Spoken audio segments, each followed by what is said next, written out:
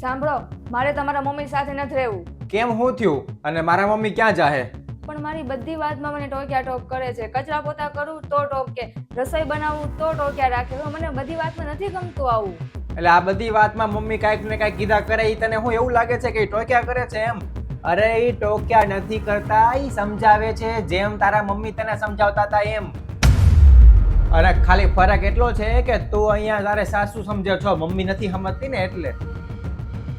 અને હું 30 વર્ષથી મારા મમ્મીની હારે રહું છું. મને બધી ખબર છે કે ઈ કેટલું કોને સમજાવે ને ક્યારે કેવી રીતના વાત કરે છે. અને મારા દાદી તે મારા મમ્મીના સાસુ હતા ત્યારે મારા મમ્મી કેવી રીતના રહ્યા છે ને મને બધી ખબર છે.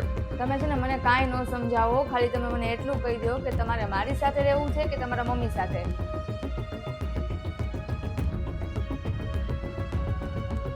મને ખબર જ છે કે તારા મમ્મીનો ફોન આવ્યો હોય છે. હા બોલો સાસુમાં. હેલો, હા જમાઈ કેમ છે? કેમ તમે ઉપાડ્યો ફોન? મનીષા નથી?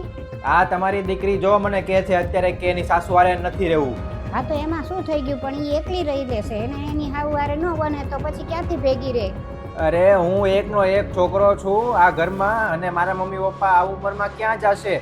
અને આ તો હજી 2 વર્ષથી અહીંયા આવી છે ને અત્યારથી જ અલગ થવાનું કહે છે. અરે જમાઈ, પણ તમારે જો ઘર સંસાર ચલાવવો હોય ને તો અલગ રહ્યો ને. હું તે મારા સાસુથી અલગ જ રહું છું. ઠીક, હવે મને સમજાણું કે તમે જે કર્યું છે ને એ જ આને શીખવાડો છો કે એકલું રહીએ ને તો જ ઘર વસે. તો પછી સાસુમાં આ તમારી દીકરીને પરિવાર સાથે રહેવું જ નહોતું તો પછી મારી યારે હું લેવા લગ્ન કરાવ્યા? તો પછી અનાથ આશ્રમમાંથી એકાદો છોકરો ગોતીને એની યારે લગ્ન કરાવી લેવાતા ને. એક દીકરીના લગ્ન ખાલી છોકરા સાથે નથી થતા, પૂરા પરિવાર સાથે થાય છે. અને એને વહુ બનીને જે ઘરમાં જાય ને એ ઘરમાં એને પરિવારને સાચવવાનો હોય છે, એ પરિવારને સરસ રીતે વ્યવસ્થિત રીતે રાખવાનો હોય છે.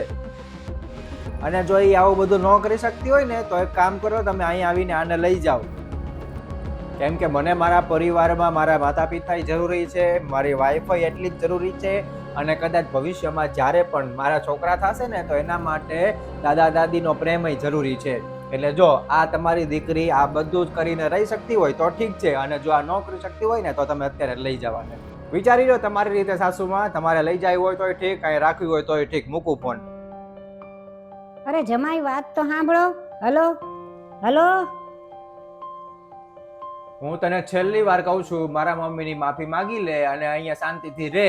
બાકી તારી ઉપર છે છેલ્લું. તારે રહેવું હોય તો ઠીક છે, ન રહેવું હોય તો તારી ઉપર.